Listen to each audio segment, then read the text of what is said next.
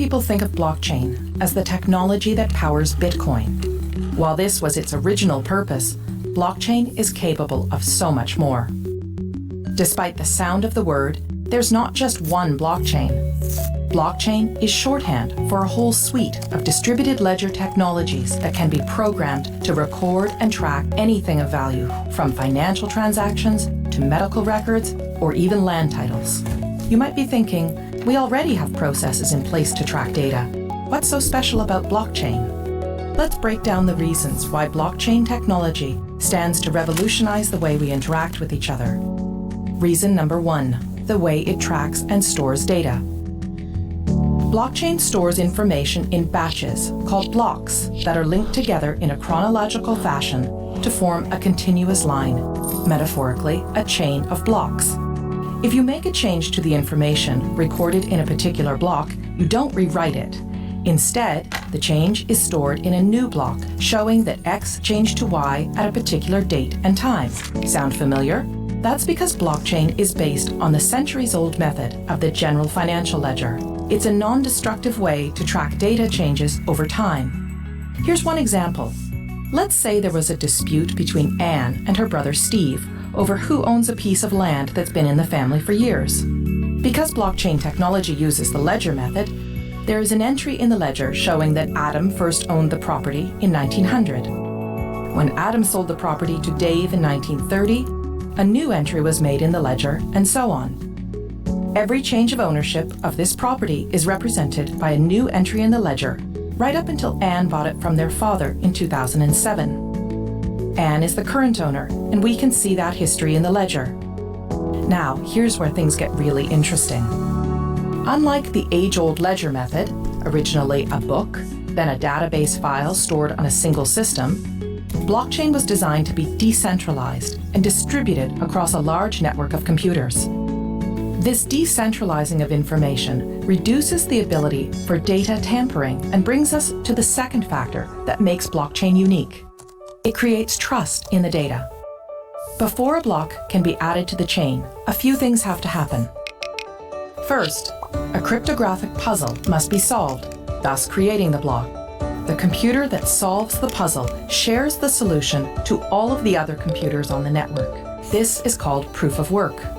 The network will then verify this proof of work, and if correct, the block will be added to the chain. The combination of these complex math puzzles and verification by many computers ensures that we can trust each and every block on the chain. Because the network does the trust building for us, we now have the opportunity to interact directly with our data in real time. And that brings us to the third reason blockchain technology is such a game changer: no more intermediaries. Currently, when doing business with one another, we don't show the other person our financial or business records. Instead, we rely on trusted intermediaries, such as a bank or lawyer, to view our records and keep that information confidential. These intermediaries build trust between the parties and are able to verify, for example, that, yes, Anne is the rightful owner of this land.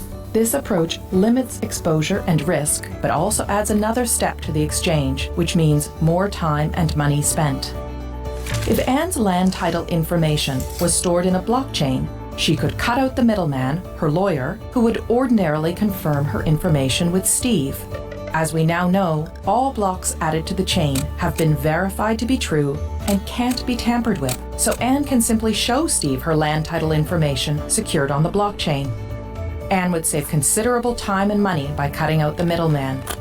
This type of trusted peer-to-peer interaction with our data can revolutionize the way we access, verify, and transact with one another. And because blockchain is a type of technology and not a single network, it can be implemented in many different ways.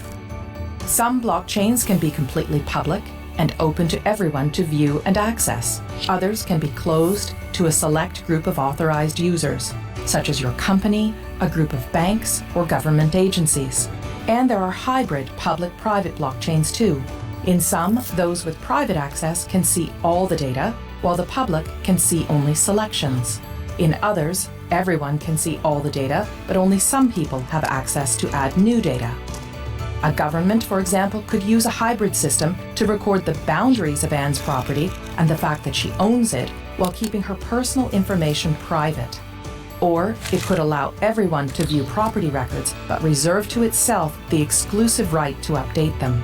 It is the combination of all these factors, decentralizing of the data, building trust in the data, and allowing us to interact directly with one another and the data, that gives blockchain technology the potential to underpin many of the ways we interact with one another. But, much like the rise of the internet, this technology will bring with it all kinds of complex policy questions around governance, international law, security, and economics.